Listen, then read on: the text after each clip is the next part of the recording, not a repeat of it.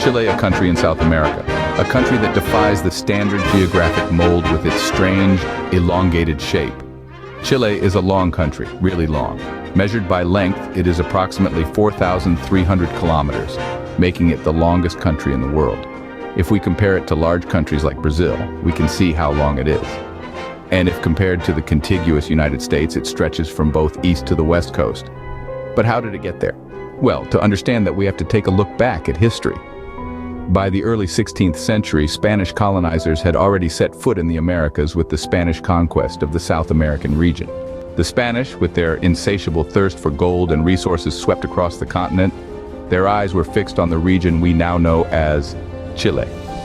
For almost 300 years, the Spanish Empire remained a dominant force in South America.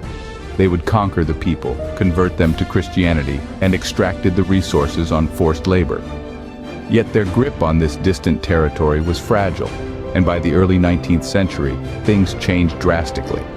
Spanish Empire was weakened by constant wars, and later by the Napoleonic French invasions and the changed monarchy.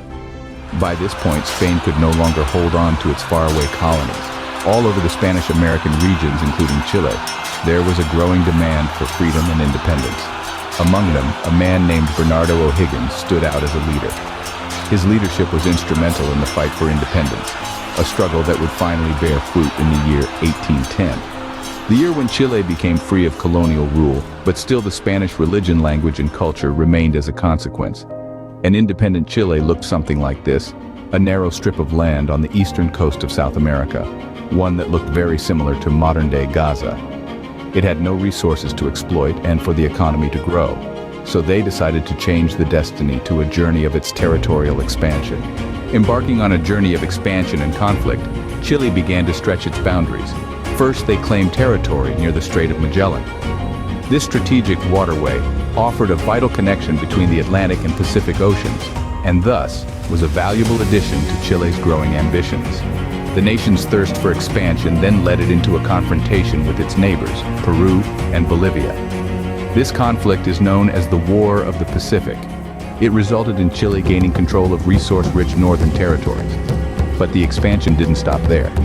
Chile went on to conquer the indigenous Mapuche people of Patagonian region, incorporating their lands into its own.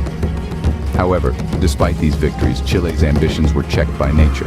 The tall Andes Mountains to the east and the vast Pacific Ocean to the west restricted any further expansion. These formidable natural barriers running along its eastern and western borders put a hard stop to any dreams of widthwise expansion, and led to Chile's unique elongated shape stretching over from north to south. Thanks to the conquest of all these territories, Chile's economy relies significantly on mining and resources. And even though a peace treaty was signed between the three countries, the tensions over access to the coast seem to be re-emerging between Chile and its neighbors today. Today, Chile exports lithium and other minerals around the world from its northern territories. And with growing demand, the tensions between these countries will only increase in the near future. Hey guys, this video took really long to edit, so please like and subscribe to the channel, and thanks for watching.